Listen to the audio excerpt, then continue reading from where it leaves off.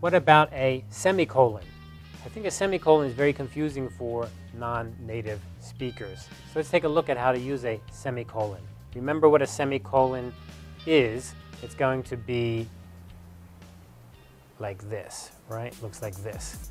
You use a semicolon to separate two independent clauses that are not joined by a conjunction. Now this is a very similar case to what we just looked at. Here's a good example.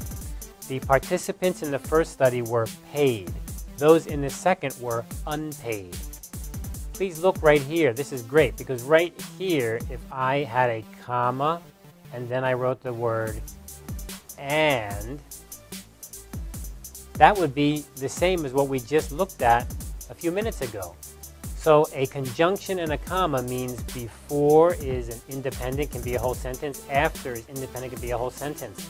That is true here because we have a subject and we have a verb. And after this, we also have a subject and a verb. So that's quite okay. So the point here is that a semicolon is the same as, equal to, using a comma and a conjunction, for example, and. They are the same usage. So here you can see the semicolon. No space before the semicolon, one space after the semicolon.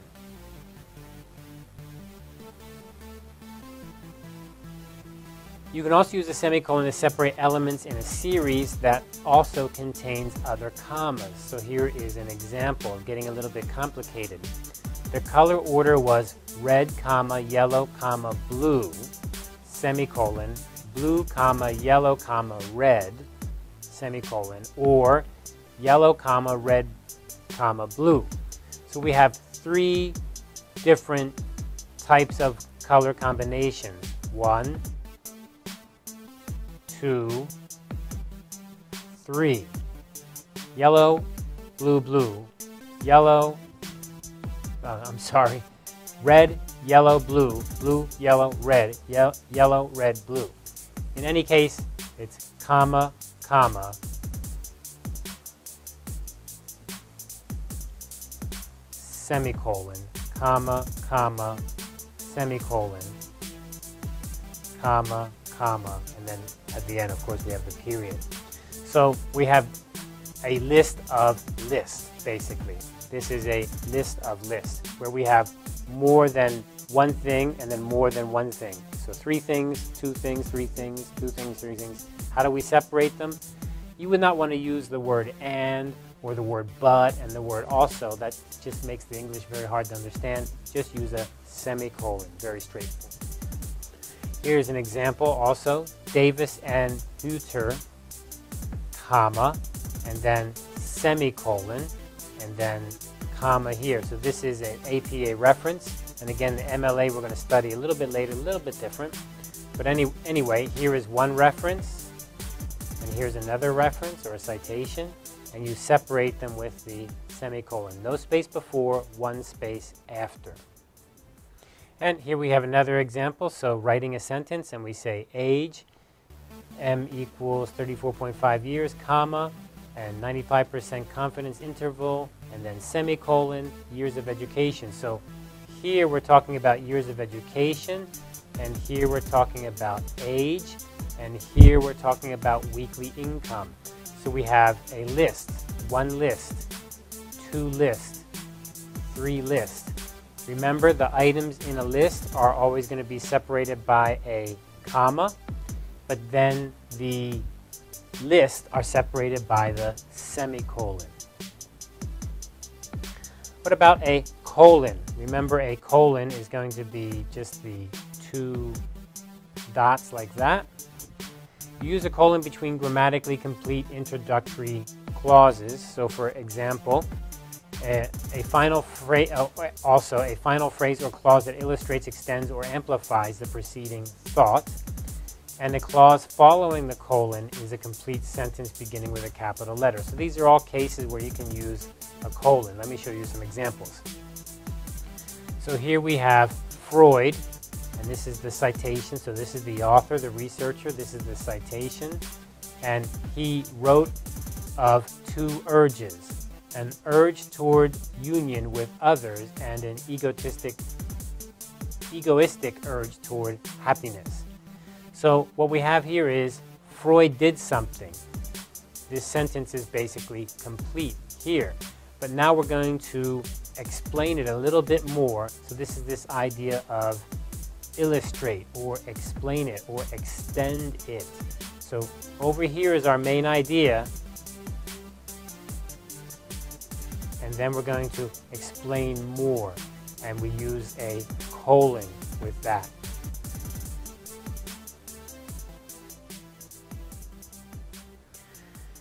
Here's another example. They have agreed on the outcome. Colon, remember, no space before, one space after. Informed participants perform better than do uninformed participants. They have agreed on the outcome. So here we have a complete sentence. The idea is complete, but now we're going to explain more. But in this case, look at the more we're doing. Informed participants perform better than do uninformed participants. So we have a subject and a verb. They do something. Well, wait a minute, hold on. What if I made this a period and I just said these are two sentences? They have agreed on the outcome. Informed participants perform better than do uninformed participants. You know what? That could be two sentences. And if it could be two sentences, that means that we're sticking them together. How are we doing that? Well, remember that you could try to combine the sentences together with a comma and a conjunction for two independent clauses. But in this case, what we actually have are really two complete ideas. We're putting them together. How can we put them together? You can use the colon. But you need to remember that the word that comes after the colon is going to be capitalized, just like it's beginning a new sentence. This is really kind of an unusual usage, but you see it a lot in writing. So how do you explain this?